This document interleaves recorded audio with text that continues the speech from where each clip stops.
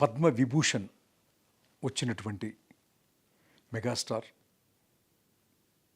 చిరంజీవి అన్నయ్యకి హృదయపూర్వక శుభాకాంక్షలు తెలియచేయటానికి ఈరోజు ఉదయం అన్నయ్యని కలవటం జరిగింది. ఈ భూమి మీద పుట్టినటువంటి అందరూ అని చెప్పను కానీ కొంతమంది ఎప్పుడోకప్పుడు ఎక్కడో చోట చిన్న తప్పు చేస్తారు, తప్పుగా మాట్లాడతారు అన్నది నగ్న సత్యం. దాదాపు 45 సంవత్సరాల వయసున్న నేనే నన్ను నమ్మి నాకు ఇంద్రా సినిమాని ఇచ్చినటువంటి చిరంజీవి గారిని ఒక బ్యాడ్ టైంలో ఇన్ఫ్లుయెన్స్డ్ బై ది సంబడి, పేర్లు చెప్పను, మాట్లాడటం వల్ల నా భార్య, నా బిడ్డలు, సమాజం, నా చెల్లెలు, నా బావ, నా మిత్రులు అందరూ కూడా నన్ను భయంకరంగా తిట్టారు.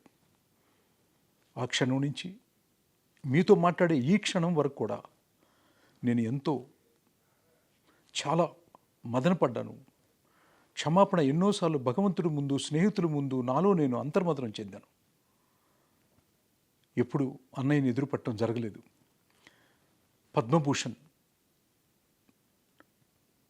పద్మవిభూషణ్ అవార్డు ఇప్పుడు మళ్ళీ రావటం, కలవటానికి ఈరోజు మార్నింగ్ వెళితే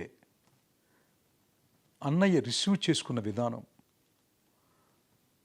నన్ను పలకరించినటువంటి ఒక పద్ధతి, నా కొడుకు గురించి, నా కూతురు గురించి, నా జీవితం గురించి బాగోగులు అడిగినటువంటి ఒక మహనీయుడు అని, ఆయన ఈ నోటితో తప్పుగా మాట్లాడాను అని క్షమించమని అడిగాను. పెద్ద మనసుతో క్షమించటమే కాకుండా ఎంతో ఆప్యాయతగా, కుటుంబ విషయాలే కాకుండా కథలేమన్నా రాస్తున్నావా చిన్ని అని దగ్గరకు తీసుకొని మాట్లాడారు.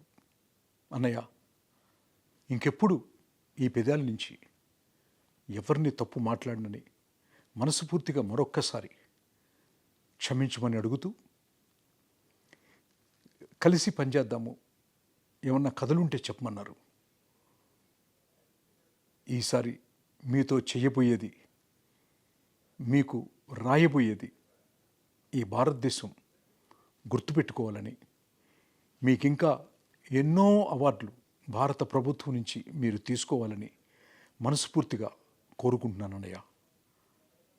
వచ్చే జన్మంటూ ఉంటే మళ్ళీ మీ తోబుట్టుగా పుట్టాలని మనస్ఫూర్తిగా కోరుకుంటూ, I'm sorry my dear brother, extremely sorry.